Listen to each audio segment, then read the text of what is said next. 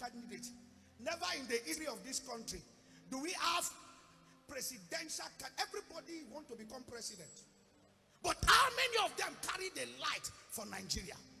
And those that carry the light for Nigeria, I'm sorry to say it, the electorate might not want even to elect them. Why? Because they don't see the light. They see money. And money is a deception that cannot make us pick true leaders. Why sell your votes, whether you are a delegate or a electorate? Why sell your vote for peanut to a man that will slave you for the next 4 years?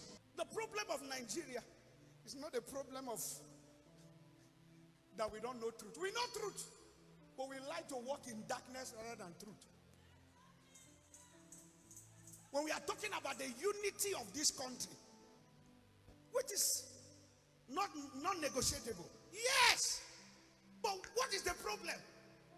How do you enter into a marriage and then you enter into an agreement and one side of the region is suffering and you don't allow them to produce president?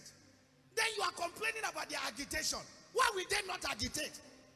The Igbo have been so, the Igbo race or the Southeast have been so deprived.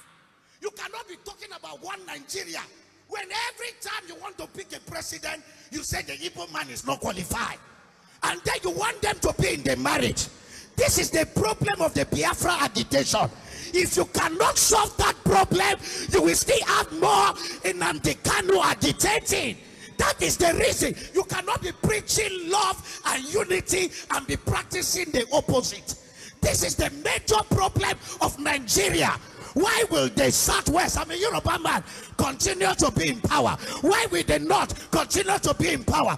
Then the major language, you are not telling them you don't trust them. If you don't trust them, why are you keeping them? Leave them, let them come. I don't care how many of them are coming, whether they are in unity or not in unity. Give them the opportunity to prove themselves. The politics will go to the highest bidder. It has become a democracy which is called monetocracy. It is about the one who have the money. And I don't blame them. The church will fold our hands and we say, no, politics is a dirty game.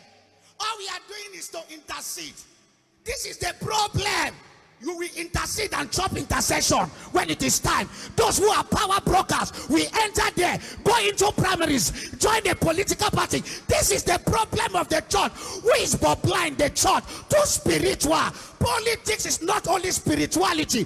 You have to join the game. You have to belong to a political party. You have to follow and become a delegate. How many Christians do we have as delegates in most political parties? How do we influence? This thing is not of prayer alone. We have been praying. If prayer can change Nigeria, the intercessors in Nigeria would have changed everything.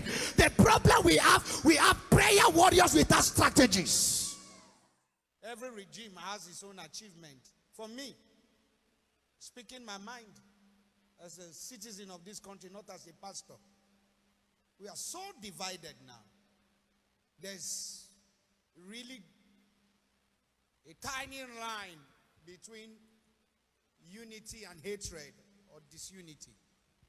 We want to pray for the unity of this country. We want to pray for the leader of the day, or the government of the day, to do the needful before leaving. Because the issue is not about handing over or taking over. It's about handing over a more united country so that we can be solid. It's not easy when a country is going the way we are going. There can be no development. We are going to pray.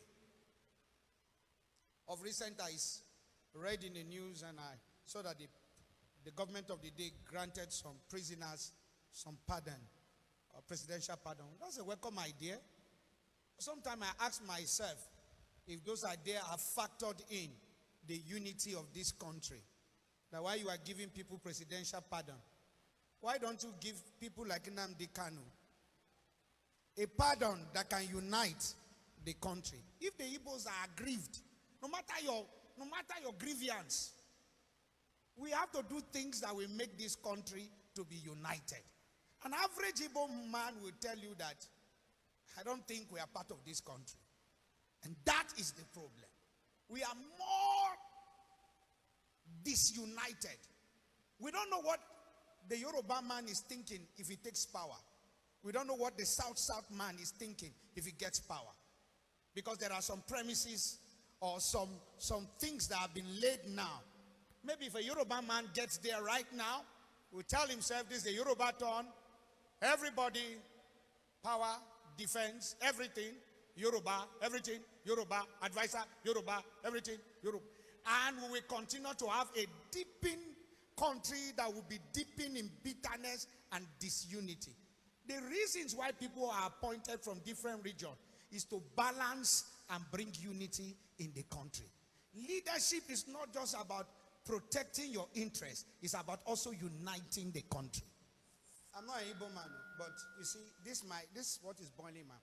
If people who steal money in a country can be given presidential pardon, if people who killed, who are called repentant Boko Haram, can be given pardon, why will somebody crying for independence of a region not be given a pardon and called to a table for dialogue? This thing, I just wonder. It is only in Nigeria we see truths like this, and we turn it this other way, and we speak political grammar, and we look away, and then we hear people talk about unity and federal character, talk about so many things, and it does not represent what we talk about. There are special breeds in this country that can influence the factors that brings about turnaround in this country. If you look at the population of the youth as per 2019, the population of the youth and those who are able to vote, and how many youths even vote, and even this new election, you discover that the youths of this country can determine who becomes the president of this country. But where do we reign? We reign on social media. We reign on one show. Youth will vote almost how many millions will vote in one show and make people. But when it is time to decide what becomes of our country, all we do is to criticize pastors. Pastors are not the one controlling the economy of this country. It's okay. Abuse us as pastors, so that we can also be checking ourselves. As you are abusing pastors and checking pastors, can you check the government very well? Can you check the government that determine the future? The reason why ladies are sleeping with dogs and young men are going on Yahoo is because the government of the day has failed. When governments begin to fail, youth will misbehave. And you youth, your power can influence. But we major on the minor and we minor on the major. Why you abuse men of God? Can you sit down to say we can go this way? I saw a movement sometime during the COVID time. What's the movement? NSAS. And I saw how the youth organized themselves. And I said, oh, that's wonderful. That's energy, okay. But not energy completely in the right direction. If the energy rallies around a genuine youth, we'll be talking about the third force that can checkmate the two major parties. But what is the problem? The youth still don't understand. When we say you are the future of tomorrow, we need to understand that we need to pray for the youth of this country. Let me say this. There is a cut-off from the older generation and the younger generation. And I will not blame the older generation, because do the youth of this country really understand what it means to take over, what it means to rule, what it means to influence? Because the direction we are traveling is not the direction to influence. If we abuse the older generation, what is the light that the youth of this generation have shown that we are competent enough to influence and change things, even more than the older generation? What are we doing? in the Yahoo sector? What are we doing in scamming? What are we doing in sleeping with animals, dogs? What are we doing in being wrongsters? Oh, what are we doing? Abusing fathers, dishonoring, not understanding the law of honor, releasing energy in the wrong direction. Who are the people they use for political thuggery? Youth.